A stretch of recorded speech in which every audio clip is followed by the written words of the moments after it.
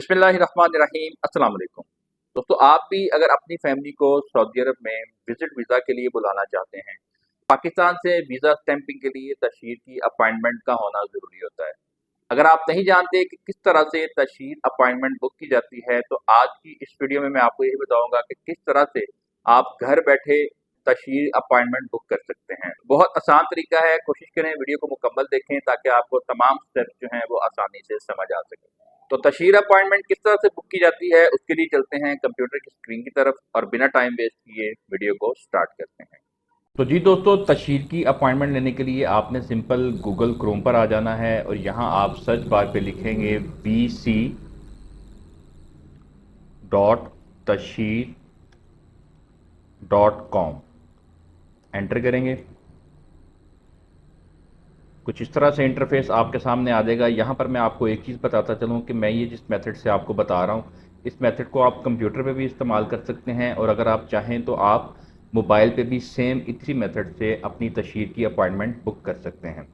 यहाँ पर आपने अपनी लैंग्वेज सेलेक्ट करनी है और यहाँ आप पाकिस्तान इंग्लिश को सेलेक्ट करेंगे।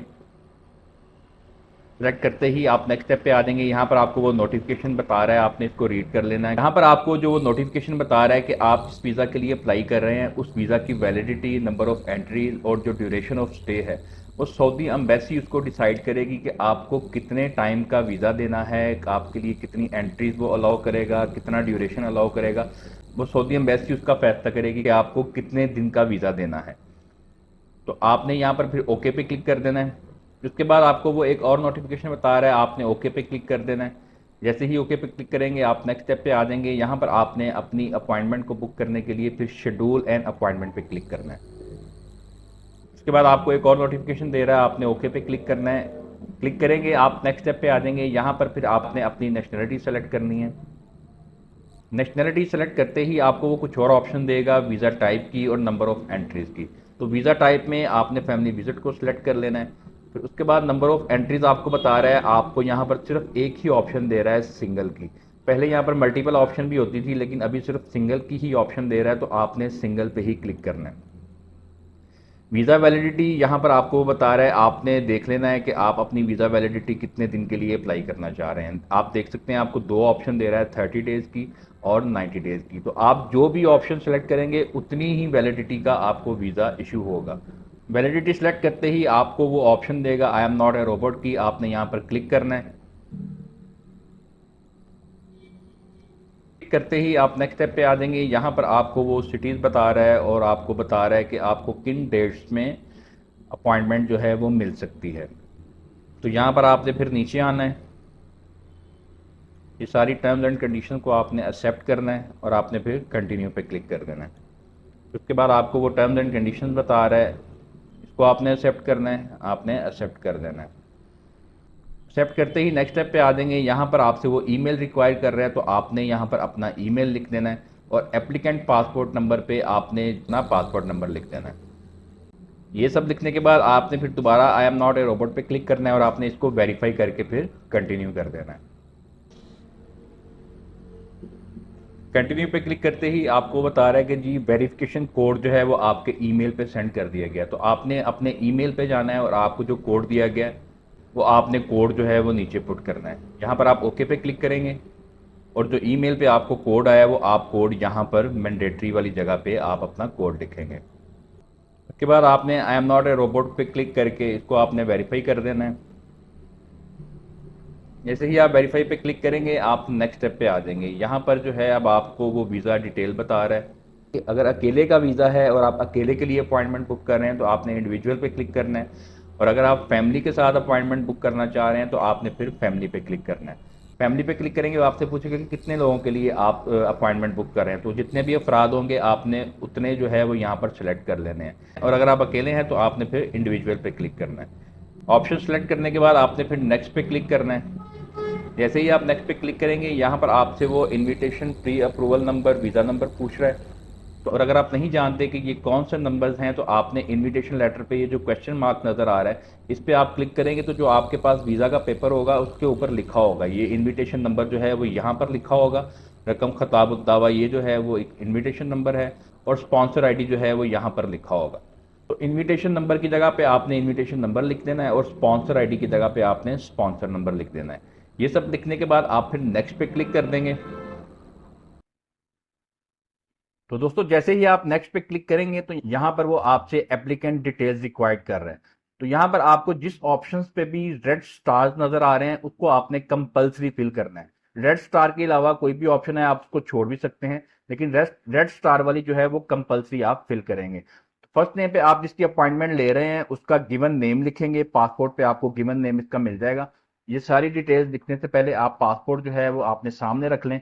तो फर्स्ट नेम पे आप गिवन नेम लिखेंगे और लास्ट नेम पे जो पासपोर्ट पे सर नेम लिखा है वो आपने यहाँ पर लिखना है। जेंडर में आप एप्लीकेंट का जेंडर सेलेक्ट करेंगे, मेल है फीमेल है उसको आप सेलेक्ट कर लें। मैरिटल स्टेटस में एप्लीकेंट का मैरिटल स्टेटस जो है वो सिलेक्ट करें, मैरिड है मैरिड लिखें, अनमैरिड है अनमैरिड लिखते हैं। नेशनैलिटी जो है वो पाकिस्तानी आप लिखें। रिलीजन जो एप्लीकेंट का है वो सिलेक्ट करें। फिर उसके बाद आप नीचे आएंगे। ऑक्यूपेशन में एप्लीकेंट का जो भी प्रोफेशन है वो आप लिखते हैं। क्वालिफिकेशन में जो एप्लीकेंट की क्वालिफिकेशन है वो लिख दें। फिर उसके बाद कॉन्टैक्ट नंबर पे उसने ऑलरेडी कॉन्टैक्ट नंबर लिखा हुआ है क्योंकि आपने स्टार्ट में लिख दिया था, और ईमेल पे जो है उस पर भी ईमेल लिखा हुआ है क्योंकि स्टार्ट में लिख दिया गया था। सऊदी मिशन में आपने वीज़ा के मुताबिक अपनी एम्बेसी सेलेक्ट कर लेनी है कि कहाँ से वीज़ा लगेगा। तो आप यहाँ पर जो भी लिखा हुआ है वीज़े पे उसको सेलेक्ट कर लें। पोर्ट ऑफ एंट्री में आपने सऊदीया जिस एयरपोर्ट पे जाना चाह रहे हैं उस एयरपोर्ट को सिलेक्ट कर लें। ट्रांसपोर्ट मोड पे आप सिलेक्ट करें जी बाय एयर, यहाँ पर लिखते हैं। फिर उसके बाद आप नीचे आएंगे। ये एड्रेस आप बड़ी एहतियात के साथ लिखें क्योंकि बाद में पासपोर्ट आपको इसी एड्रेस पे डिलीवर होगा। Passport information as in passport, यहाँ पर आपने कंप्लीट पासपोर्ट की डिटेल डालनी है। पासपोर्ट नंबर पे आप पासपोर्ट नंबर लिखेंगे। रीटाइप पासपोर्ट नंबर पे आपने दोबारा पासपोर्ट का नंबर लिखना है। पासपोर्ट टाइप आप नॉर्मल सेलेक्ट कर लें। प्लेस ऑफ इशू जो है आपने सेलेक्ट करनी है, ये आपको पासपोर्ट से मिल जाएगी कि आपका पासपोर्ट कहाँ से इशू हुआ है। डेट ऑफ इशू आप पासपोर्ट की लिखेंगे। पासपोर्ट एक्सपायरी डेट में आप पासपोर्ट एक्सपायरी डेट लिखेंगे, ये भी आपको पासपोर्ट से मिल जाएगी। प्लेस ऑफ बर्थ भी आपको पासपोर्ट से मिल जाएगी और डेट ऑफ बर्थ भी आपको पासपोर्ट से मिल जाएगी। फिर उसके बाद वो आपसे पूछ रहा है do you have Arabic passport, तो यहाँ पर आपने नो पे क्लिक कर देना है। ये सब लिखने के बाद आपने फिर नेक्स्ट पे क्लिक कर देना है। तो जी दोस्तों जैसे ही आप नेक्स्ट पे क्लिक करेंगे तो कुछ इस तरह से इंटरफेस आपके सामने आ जाएगा और यहाँ पर जो है वो अब आपको अपॉइंटमेंट अवेलेबिलिटी जो है वो बता रहा है। बाकी इसके अलावा आप जिस सिटी में भी अपनी अपॉइंटमेंट लेना चाह रहे हैं आप उस अपॉइंटमेंट को सिलेक्ट कर सकते हैं। सिलेक्ट करने के बाद आप फिर थोड़ा सा नीचे आएंगे और यहाँ पर फिर नेक्स्ट पे क्लिक कर देंगे। जैसे ही आप नेक्स्ट पे क्लिक करेंगे तो अब आपको वो स्लॉट बता रहा है कि आप जिस टाइम पे चाहें अपनी अपॉइंटमेंट को सेलेक्ट कर सकते हैं। ये टाइमिंग आपको वो शो कर रहे हैं। आप जिस टाइम पे भी अपनी अपॉइंटमेंट लेना चाहते हैं उसको आप सेलेक्ट कर लें और आप वो नीचे देख सकते हैं नॉर्मल फीस भी आपको बता रहा है कि भाई कितनी है। और उसके बाद आपने टाइमिंग सेलेक्ट करने के बाद आपने फिर नेक्स्ट पे क्लिक कर देना है। फिर उसके बाद दोस्तों आपने वैल्यू एडिड सर्विस जो है इस पे आपने क्लिक करना है। यहाँ पर आपको दो ऑप्शन दे रहा है, एसएमएस की और कोरियर की। अगर तो आप एसएमएस पे क्लिक करते हैं तो बाय एसएमएस बता दिया जाएगा कि भाई आप अपना पासपोर्ट जो है वो आके कलेक्ट कर सकते हैं। अगर आप कोरियर पे सिलेक्ट करते हैं तो आपको आपका पासपोर्ट जो है वो बाय कोरियर जो एड्रेस आपने दिया होगा उस कोरियर एड्रेस पे डिलीवर कर दिया जाएगा। कोरियर सर्विस पे कुछ एक्स्ट्रा चार्जेस भी होते हैं, तो वो आप देख लें कि आपने किस ऑप्शन को सिलेक्ट करना है। फिर उसके बाद आपने यहाँ पर कंसेंट पे क्लिक कर देना है और क्लिक करने के बाद आपने कंफर्म एंड बुक पे क्लिक कर देना है। जैसे ही आप क्लिक करेंगे तो कुछ प्रोग्रेसिंग के बाद your appointment has been created successfully का आपको बता रहा है। आपने यहाँ पर ओके पे क्लिक करना है। फिर उसके बाद दोबारा आपने ओके पे क्लिक कर देना है। आप देख सकते हैं कि आपकी अपॉइंटमेंट जो है वो सक्सेसफुली बुक हो चुकी है। इस अपॉइंटमेंट लेटर को आपने डाउनलोड करने के लिए यहाँ पर इस एरो पे क्लिक करना है तो आपका अपॉइंटमेंट लेटर जो है वो डाउनलोड हो जाएगा।